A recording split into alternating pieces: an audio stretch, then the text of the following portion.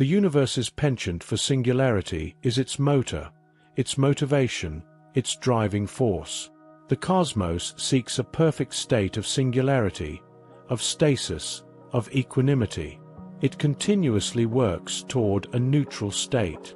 The universe wants to zero out, what we call a net zero sum. This goal of zeroness is the ultimate state of stability.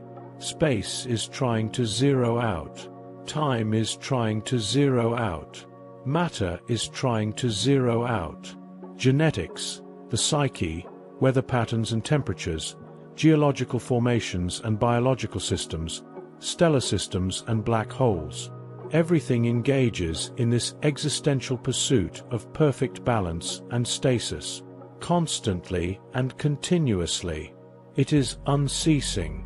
It is the primary motivator of all that is, both material and immaterial. But there can never be perfect stasis, perfect equanimity and balance to the universe, not even in the pre-Big Bang condition of the universe, to which science refers to as the singularity. If this singularity had been truly stable, nothing would have come of it. It would have no motivation to articulate, no agitation urging expansion. If the universe were to ever achieve a perfect state of equalization, a zeroing out, everything would cease to exist. It would be like the perfect balance of matter and antimatter. The collateral annihilation of each would render the universe defunct. In order for anything to exist, there must be some degree of imbalance. Thus, while there may have been what we refer to as a Big Bang to the cosmos, a sort of starting point from which we are able to draft our universe's existential timeline, it is certainly not likely to have been the Big Bang, as in the only one of its kind. It is more likely that this Big Banging is a cycle, like everything else in nature, and that it has occurred an infinite number of times into the past and will continue an infinite number of times into the future, or at least infinite on any scale which we can comprehend, as compared to our own experience. Saying there was only one Big Bang is like saying that you only have one heartbeat, and that your life began at this heartbeat, and that it will end at its next contraction. This cycle of Big Bangs is the cosmic heartbeat. It pumps light, energy, and matter into the universe, giving it life, as our heart pumps blood, providing the same to our own body. The obvious objection to this cycling of Big Bangs might be the current prevailing model of astrophysics, which seems to demonstrate that the universe is expanding at an ever-increasing rate, with time and space expanding between solar clusters exponentially, with no sign of ever slowing down, resulting in an ultimate and certain cosmic cooling and heat death, also referred to as the Big Freeze. What one must understand about this theory is just that. It is a theory based on the apparent observation of red shift between stellar objects, indicating that these objects are becoming ever more distant over time.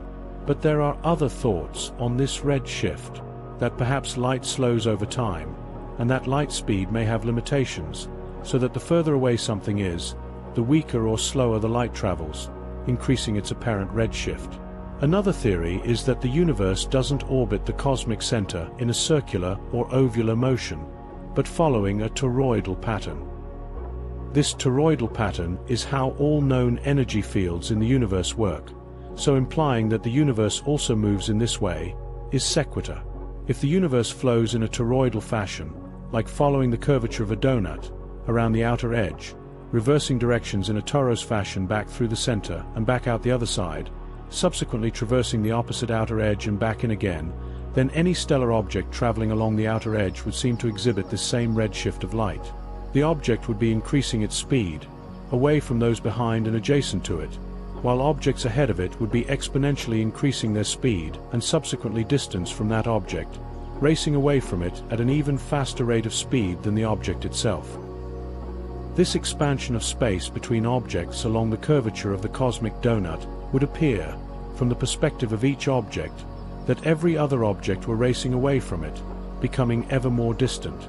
However, once cresting the outer edge of the torus and following the trajectory back toward the center, all stellar objects would begin to exhibit signs of collapsing in on each other at an ever-increasing rate of speed, until at long last the objects emerged from the central area of the torus to begin expanding once again toward the opposite outer edge.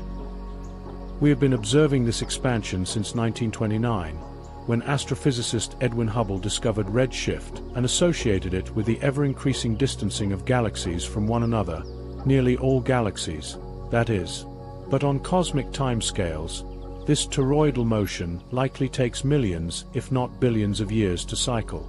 Thus, observing this redshift phenomenon less than 100 years ago, and reaching the conclusion that the universe is forever expanding, and that will eventually experience heat death, seems naive and premature.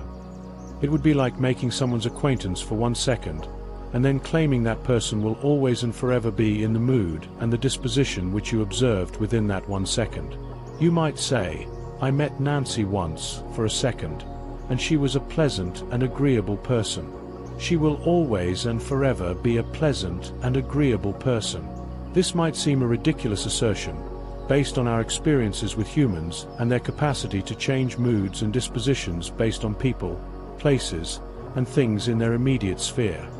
But we don't think twice about making these kinds of assertions about the universe, or matter in general really. After the briefest of encounters and observations, cosmic timescales require thousands, if not millions of years of observation before you can have the slightest of ideas what they are up to. And based on what we know about every other field within nature, toroidal motion is the most likely scenario to any and all energetic fields. It stands to reason that the universe, which is the culmination and totality of all fields of energy, itself being a manifestation of the underlying unified field, also operates in a toroidal fashion. Imagine following its curvature, much like a donut, in an oscillating fashion, like the infinity sign or a figure eight.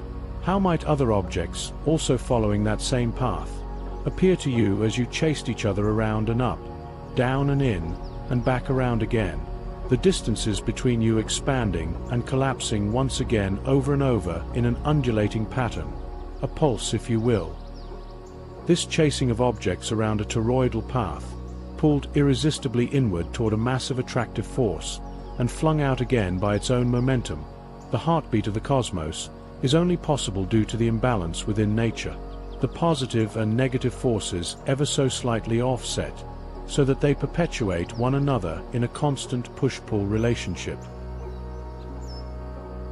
In this way, your lower and higher selves, acting as the metaphorical matter and antimatter of your being, are ever at odds, ever so slightly out of balance, so that what compels you continues to evolve, one way or the other, depending on your alignment or misalignment with the forces of nature and the cosmos along the path of your own personal evolution. The moment your lower self, that part of you based primarily in the material world, and your higher self, that part of you based primarily in the immaterial realm, become perfectly aligned, perfectly balanced, they become one. You achieve Christ consciousness, what is also known as cosmic consciousness.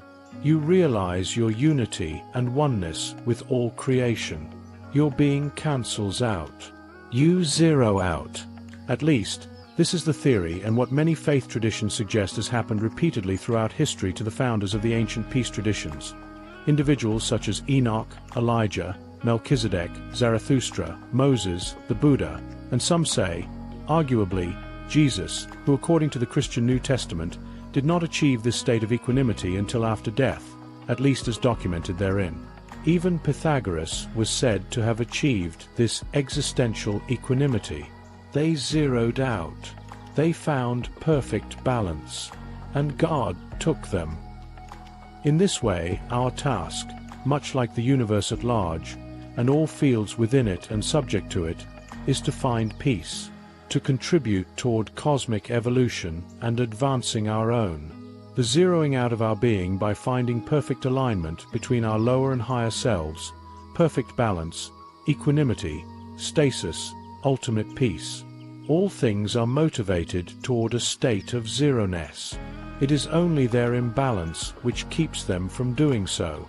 From perfect balance, perfect peace, we and the universe at large zero out. We rejoin the cosmic motion toward stasis.